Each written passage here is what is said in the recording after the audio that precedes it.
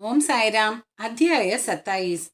इस अध्याय में बतलाया गया है श्री साईं बाबा ने किस प्रकार धार्मिक ग्रंथों को करस्पर्श से पवित्र कर अपने भक्तों को पारायण के लिए देकर अनुग्रहित किया तथा और भी अन्य कई घटनाओं का उल्लेख किया गया है। प्रारंभ। जन साधारण का ऐसा विश्वास है कि समुद्र में स्नान कर लेने से ही समस्त तीर्थों तथा पवित्र नदियों में स्नान करने का पुण्य प्राप्त हो जाता है। ठीक इसी प्रकार सद्गुरु के चरणों का आश्रय लेने मात्र से तीनों शक्तियों ब्रह्मा, विष्णु और महेश और पर ब्रह्म को नमन करने का श्रेय सहज ही प्राप्त हो जाता है। श्री सच्चिदानंद साई महाराज की जय हो। ओम साई राम। जय साई राम। वे तो भक्तों के लिए काम कल्पतरु, दया के सागर और आत्मानुभूति देने वाले हैं। हे साई, तुम अपनी कथाओं के श्रवण में मेरी श्रद्धा जागृत कर दो। गणगौर वर्षा ऋतु में जिस प्रकार चातक पक्षी स्वाति नक्षत्र की केवल एक बूंद का पान कर प्रसन्न हो जाता है, उसी प्रकार अपनी कथाओं के सार सिंधु से प्रकटित एक जलखंड का सहस्रांश दे दो, जिससे पाठकों और श्रोताओं के हृदय तृप्त होकर प्रसन्नता से भरपूर हो जाए। शरीर से स्वेद प्रवाहित होने लगे, आंसुओं से नेत्र परिपूर्ण हो जाए, प्राण स्थिरता पाकर चित्त एकाग्र हो जाए और पल पल पर रोमांच हो उठे, ऐसा सात्विक भाव सभी में जागृत कर दो। पारस्परिक वैमनस्य तथा वर्ग अपवर्ग का भेदभाव नष्ट कर दो, जिससे वे तुम्हारी भक्ति में सिसकें, बिलकें और कंपित हो उठे। यदि ये सब भाव उत्पन्न होने लगे तो इसे गुरु कृपा के लक्षण जानो। इन भावों को अंतःकरण में उदित देखकर गुरु अत्यंत प्रसन्न होकर तुम्हें आत्मानुभूति की ओर अग्रसर करेंगे। माया से मुक्त होने का एकमात्र सहज उपाय अनन्य भाव से केवल श्री साईं बाबा की शरण जाना ही है। वेद वेदांत भी माया रूपी सागर से पार नहीं उतार सकते। यह कार्य तो केवल सद्गुरु द्वारा ही संभव है। समस्त प्राणियों और भूतों में ईश्वर दर्शन करने के योग्य बनाने की क्षमता केवल उन्हीं में है। पवित्र ग्रंथों का प्रदान। गत अध्याय में बाबा की उपदेश शैली की नवनीयता ज्ञात हो चुकी है। इस अध्याय में उसके केवल एक उदाहरण का ही वर्णन करेंगे। भक्तों को जिस ग्रंथ विशेष का पारायण करना होता था, उसे वे बाबा के कर कमलों में भेंट कर देते थे, और यदि बाबा उसे अपने कर कमलों से स्पर्श कर लौटा देते तो वे उसे स्वीकार कर लेते थे। उनकी ऐसी भावना हो जाती थी कि ऐसे ग्रंथ का यदि नित्य पठन किया जाएगा तो बाबा सदैव उनके साथ ही होंगे। एक बार काका महाजनी श्री एकनाथी भागवत लेकर शिरडी आए।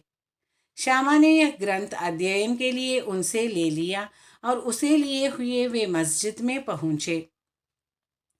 तब बाबा ने वह ग्रंथ श्यामा से ले लिया और उन्होंने उसे स्पर्श कर कुछ विशेष पृष्ठों को देखकर उसे संभाल कर रखने की आज्ञा देकर वापस लौटा दिया। श्यामा ने उन्हें बताया कि यह ग्रंथ तो काका साहब का है और उन्हें इसे वापस लौटाना है।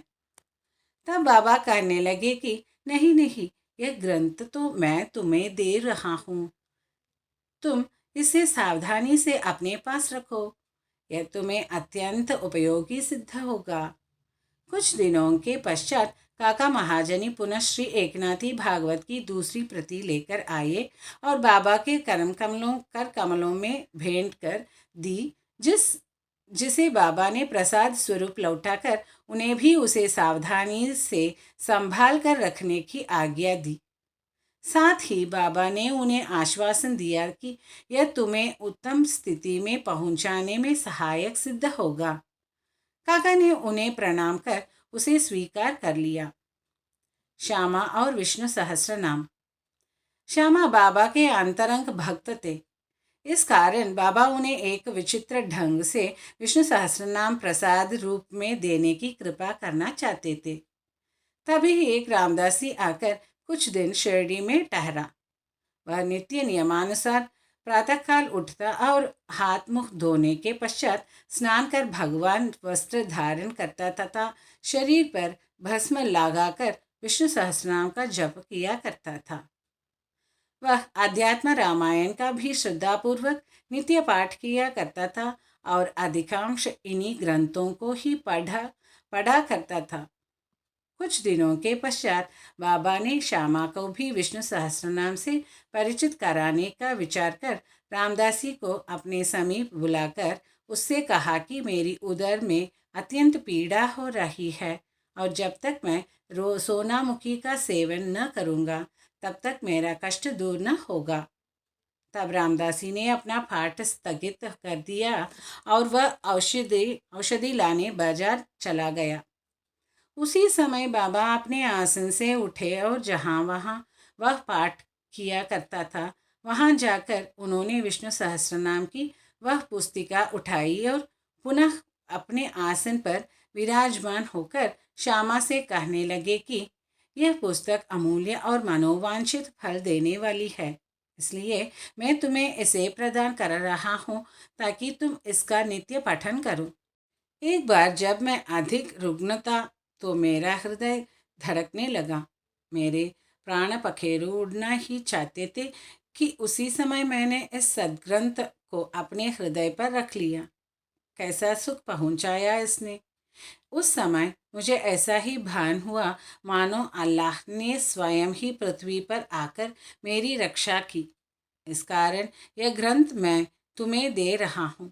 इसे थोड़ा धीरे धीरे कम से कम 1 श्लोक प्रतिदिन अवश्य पढ़ना, जिससे तुम्हारा बहुत भला होगा। तब श्यामा कहने लगे कि मुझे इस ग्रंथ की आवश्यकता नहीं, क्योंकि इसका स्वामी रामदासी एक पागल, हठी और अति क्रोधी व्यक्ति है जो व्यर्थ ही अभी आकर लड़ने को तैयार हो जाएगा। अल्पशिक्षित होने के नाते मैं संस्कृत भाषा में लिखित इस ग्रंथ को पढ़ने में भी असमर्थ हूँ। श्यामा की धारणा थी कि बाबा मेरे और रामदासी के बीच मनमुटाव करवाना चाहते हैं, इसलिए ही यह नाटक रचा है। बाबा का विचार उनके प्रति क्या था, यह उनकी समझ में न आया। बाबा येन केन प्राक्रेन विष्णु सहस्रनाम उसके कंठ में उतार देना चाहते थे।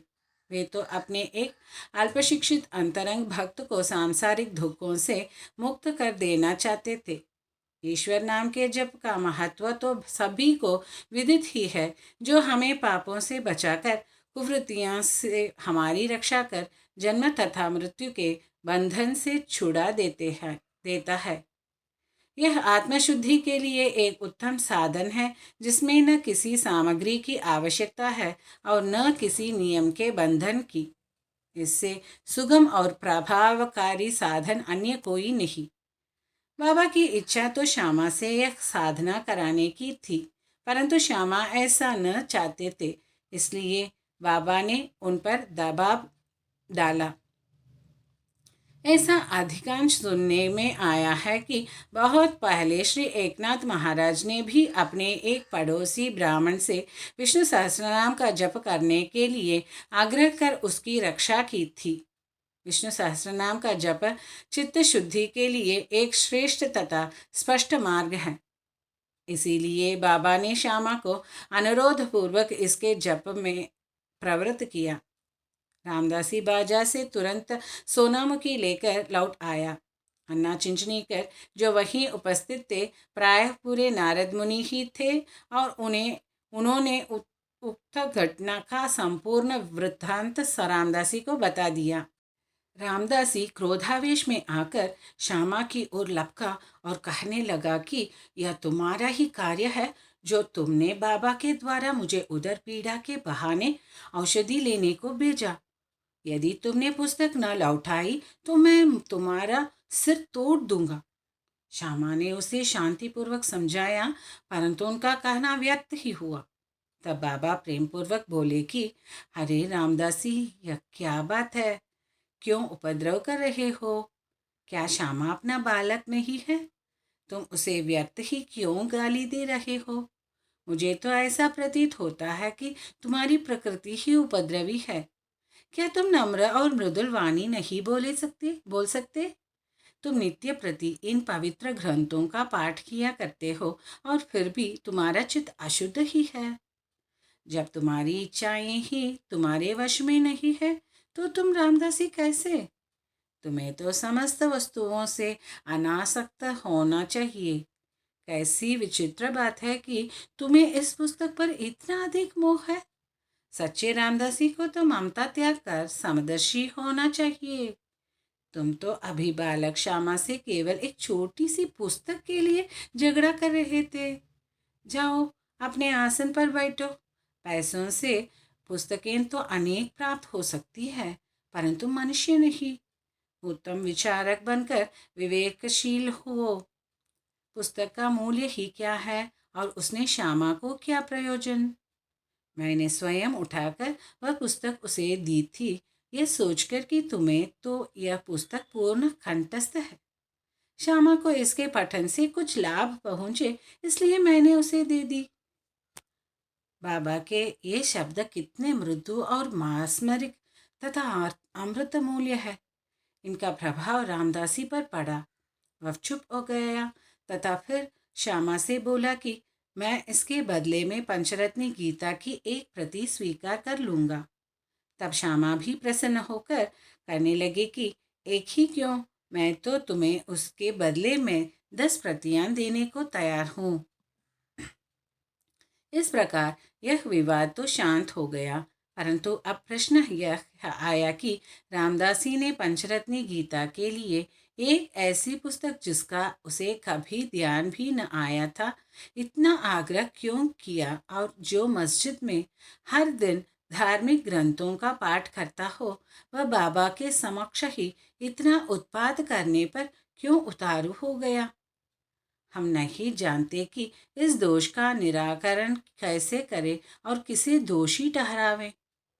हम तो केवल इतना ही जान सके हैं कि यदि इस प्रणाली का अनुसरण न किया गया होता तो विषय का महत्व और ईश्वर नाम की महिमा तथा श्यामा को विष्णु सहस्रनाम के पठन का शुभ अवसर ही प्राप्त न होता। इससे यही प्रतीत होता है कि बाबा के उपदेश की शैली और उसकी प्रक्रिया अद्वितीय है। श्यामा ने धीरे धीरे इस ग्रंथ का इतना अध्ययन कर दिया और उन्हें इस विषय का इतना ज्ञान हो गया कि वह श्रीमान बूटी साहब के दामाद प्रोफेसर जीजी नार्गे MA को भी उसका यथार्थ अर्थ समझने में पूर्ण सफल हुई। गीता रहस्य ब्रह्म विद्या अथवा आध्यात्म का जो भक्त अध्ययन करते उन्हें बाबा सदैव प्रोत्साहित करते थे। इसका एक उदाहरण है कि एक समय बाबू साहेब जोग का एक पार्सल आया जिसमें श्री लोकमान्य तिलक कृत गीता भाष्य की एक प्रति थी, जिसे खांख में दबाए हुए वे मस्जिद में आए। जब वे चरण वंदना के लिए झुके तो वह पार्सल बाबा के श्री चरणों पर गिर पड़ा। तब बाबा उनसे पूछने लगे कि इसमें क्या है। श्री जोग ने तत्काल ही पार्सल से वह पुस्तक निकालकर बाबा के कर कमलों में रख दी। बाबा ने थोड़ी देर उसके कुछ पृष्ठ देखकर जेब से 1 रुपया निकाला और उसे पुस्तक पर रखकर जोग को लौटा दिया और कहने लगे कि इसका ध्यानपूर्वक अध्ययन करते रहो, इससे तुम्हारा कल्याण होगा। श्रीमान और श्रीमती खाबरडे। एक बार श्री दादा साहेब खाबरडे सह कुटुंब शिरडी आए और कुछ मास वही ठहरे। उनके ठहरने के नित्य कार्यक्रम का वर्णन श्री साई लीला पत्रिका के प्रथम भाग में प्रकाशित हुआ है। दादा कोई सामान्य व्यक्ति न थे। वे एक धनाढ्य और अमरावती के सुप्रसिद्ध वकील तथा केंद्रीय धारा सभा के सदस्य थे। वे विद्वान और प्रवीण वक्ता भी थे। इतने गुणवान होते हुए भी उन्हें बाबा के समक्ष मुख खोलने का साहस न होता था। अधिकांश भक्तगण तो बाबा से हर समय अपनी शंका का समाधान कर लिया करते थे। केवल 3 व्यक्ति खाबरडे, नूलकर और बूटी ही ऐसे थे जो सदैव मौन धारण किए रहते तथा अति विनम्र और उत्तम प्रकृति के व्यक्ति थे। दादा साहेब विद्यारण्य स्वामी द्वारा रचित पंचदशी नामक प्रसिद्ध संस्कृत ग्रंथ, जिसमें अद्वैत वेदांत का दर्शन है, उसका विवरण दूसरों को तो समझाया करते थे, परंतु जब वे बाबा के समीप मस्जिद में आए तो वे एक शब्द का भी उच्चारण न कर सके। यथार्थ में कोई व्यक्ति चाहे वह जितना वेदांतों में पारंगत क्यों न हो, परंतु ब्रह्मपद को पहुँचे आए हुए व्यक्ति के समक्ष उसका शुष्क ज्ञान प्रकाश नहीं दे सकता। दादा 4 मास तथा उनकी पत्नी 7 मास वहां ठहरी। वे दोनों अपने शिरडी प्रवास से अत्यंत प्रसन्न थे। श्रीमती खाबड़े श्रद्धालु तथा पूर्ण भक्त थी, इसलिए उनका साई चरणों में अत्यंत प्रेम था। प्रतिदिन दोपहर को वे लौटकर अपना भोजन किया करती थी। बाबा उनकी अटल श्रद्धा की झांकी का दूसरों नैवेद्य लेकर मस्जिद को जानी, और जब बाबा उसे ग्रहण कर लेते तभी वे दूसरों को भी दर्शन कराना चाहते थे।